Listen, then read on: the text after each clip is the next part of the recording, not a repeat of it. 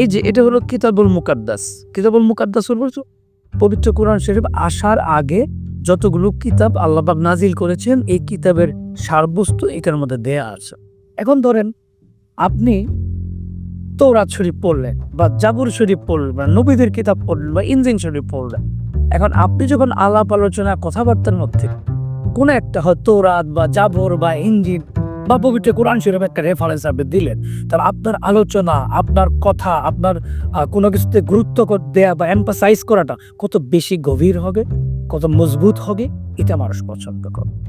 এখন যে বই পড়বে না, যার বইয়ের প্রতি আগ্রহ নাই, পড়াশোনার প্রতি কোনো মতি নাই, বলে স্যার পাঠ্য বই পড়েই পারি না, গল্পের বই কখন পড়বো, ইতিহাস সাহিত্যের বই কখন পড়বো। ভাই পড়া তো দরকার নেই, আপনি কেন পড়বেন? মানুষ তো দুই প্রকার, এক প্রকার মানুষ সফল, এক প্রকার মানুষ ব্যর্থ। সবল মানুষ তারা সম্মান, অর্থ সবই পায়, তারা চেয়ার পায়, তারা পজিশন পায়। ব্যর্থ মানুষ তারা কি পায়? তুচ্ছ তাচ্ছিল্য পায়, নেগলিজেন্সি পায়, রেসপেক্ট পায় না, রেসপেক্ট মানুষ করে না তাদেরকে। এখন তুমি নিজে জেনে শুনে তো তুমি যাচ্ছ পতনের দিকে, কারণ তুমি বই পড়ছো না, বই পড়তে ভালো লাগে না। পৃথিবীর একজন মানুষ কি আছে বই না পড়ে জীবনে বড় শিল্পপতি হয়েছে, বই না পড়ে জীবনে জ্ঞানী হয়েছে, বই না পড়ে টাকা ইনকাম করেছে? আমাদের আবাঙ্গালি কিছু মানুষ আছে, তারা বলে যে বিল গেটস, ওয়ারেন বাফেট বড় বড় শিল্পপতিরা বই পড়ে নাই। এটা মূর্খের কথা। এটা তারা হাজার হাজার শত শত বই পড়েছে। অনেকে হয়তো স্কুল কলেজে যায়নি। স্কুল কলেজে যাওয়া না যাওয়া এক জিনিস, বই পড়া কিন্তু আরেক জিনিস। একজন মানুষ বাড়িতে বসে তো হাজার হাজার বই পড়তে পারে, সে জ্ঞানী হবে, সে বিশ্ববিদ্যালয়ের অধ্যাপকদের চেয়ে ভালো জানবে, ভালো বুঝবে, সেটি ভালো ডেলিভারি দিবে। ডেলিভারি হইল বিষয়, জানা হইল বিষয়। এই জন্য বই পড়তে হবে।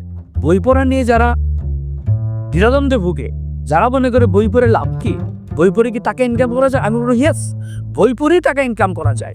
বই না পড়লে মধ্যবিত্তের কোনো মুক্তি নাই। আমরা যদি মধ্যবিত্ত লেভেল থেকে বড় হতে চাই, বড় জায়গায় যেতে চাই, সম্মান পেতে চাই, একটা আসন পেতে চাই, তাহলে আমাকে বই পড়তে হবে। অন্য কোনো উপায় নাই, কোনো যুক্তি নাই, যে যুক্তি দিই। সুতরাং বইয়ের উপরে কোনো কম্প্রোমাইজ নাই।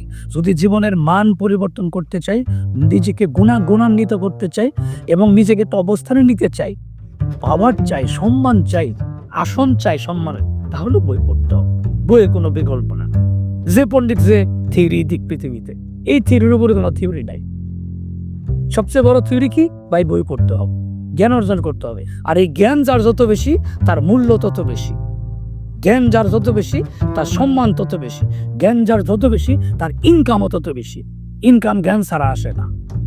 সেটা স্কুল কলেজ ইউনিভার্সিটি গিয়ে জ্ঞান অর্জন করুক অথবা না গিয়ে করুক, বাট জ্ঞান অর্জন করতে হবে, জানতে হবে, বই পড়তে হবে। সুতরাং ওইসব কথা বলে বা নিজে বুঝ দিয়ে যে ওয়ারেন বাফেট স্কুলে যায় নাই, মার্ক জাকারবার্গ কয়দিন পড়ছে, বা এগুলা ফালতু কথা। মার্ক জাকারবার্গের একটা সুলেশনের বুদ্ধি আপনার নাই, তার সাথে আপনি মিল দিতে যায় না। এগুলো ভুল কথা। এটা আমাদের ইয়াং জেনারেশনকে স্পয়েল করে দেওয়া হচ্ছে সব কনসেপ্ট দিয়ে। নো, তারা প্রচুর বই পড়ে। ধন্যবাদ সবাইকে, একটু বেশি করা বলে ফেললাম।